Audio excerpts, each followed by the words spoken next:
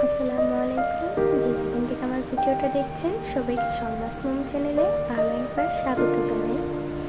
আজকে আপনাদের সাথে মজাদার মোগলাই রেসিপি নিয়ে হাজির হয়েছি। বাসায় যদি এত মজাদার মোগলাই বানানো যায় তাহলে কেন বাইরে থেকে কিনে খাবেন। বাসায় ঝটপট বানিয়ে ফেলুন এই মজাদার মোগলাই, অথবা বিকালের নাস্তায়ও রাখতে পারেন। ঘরে যদি স্বাস্থ্যকর এবং এত মজাদার মোগলাই পাওয়া যায় তাহলে কেন বাইরে থেকে অস্বাস্থ্যকর খাবার কিনে খাবেন। চলুন তাহলে ঝটপট মোগলাই বানিয়ে ফেলি।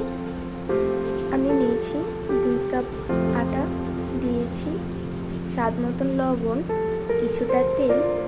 এখন আমি সবগুলো হাত দিয়ে একটু মাখিয়ে নেব। দিয়ে দেবো পরিমাণ মতো পানি দিয়ে আমি আটাটাকে ভালোভাবে মাখিয়ে নিচ্ছি।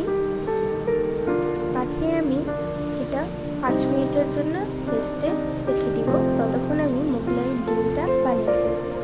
এখানে নিয়েছি পেঁয়াজ কুচি, কাঁচামরিচ কুচি, 2টো ডিম এবং স্বাদ মতন লবণ দিয়ে এখন আমি ডিমটা ভালোভাবে মাখিয়ে নিয়েছি। আমার আটা ডোটা একদম নরম হয়ে গেছে। এখন আমি যে কয়টা মোগলাই বানাবো এভাবে হাত দিয়ে ছেড়ে ছেড়ে ওই কয়টা ডো বানিয়ে নিচ্ছি। আমি সুন্দর করে গোল করে বড় একটা রুটি বানিয়ে নিয়েছি। এখন সেই ডিমের পুরটা আমি এইভাবে দিয়ে চারপাশ থেকে লক করে দিয়েছি। এখন আমি সুন্দর করে উল্টিয়ে পাল্টিয়ে ভেজে নেব। দেখেন কতটা সুন্দর কালার এসেছে। বাসায় যদি এত মজাদার মোগলাই বানানো যায় তাহলে কেনই বা বাইরে থেকে কিনে খাবেন অস্বাস্থ্যকর খাবার। দিয়ে দিলাম টমেটো সস। সসটা কিন্তু আমার ঘরে বানানো। মোগলাইটা আমি এখন কেটে নিচ্ছি। দেখেন কতটা সুন্দর হয়েছে। কেউ খেলে বলতেই পারবে না যে এটা ঘরে বানানো।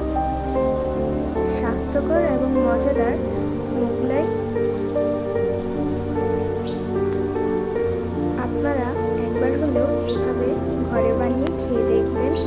খেতে অবশ্যই অনেক ভালো লাগবে। যদি ভিডিওটা ভালো লেগে থাকে তাহলে চ্যানেলটা সাবস্ক্রাইব করে পাশে থাকা লাইক, কমেন্ট, শেয়ার দিবেন। আমরা সবাই মোগলাই খেয়ে নিচ্ছি। অনেক বেশি মজা হয়েছিল। আজকের মতন বিদায় নিচ্ছি। দেখা হবে নেক্সট কোনো ভিডিওতে। আসসালামু আলাইকুম, ধন্যবাদ।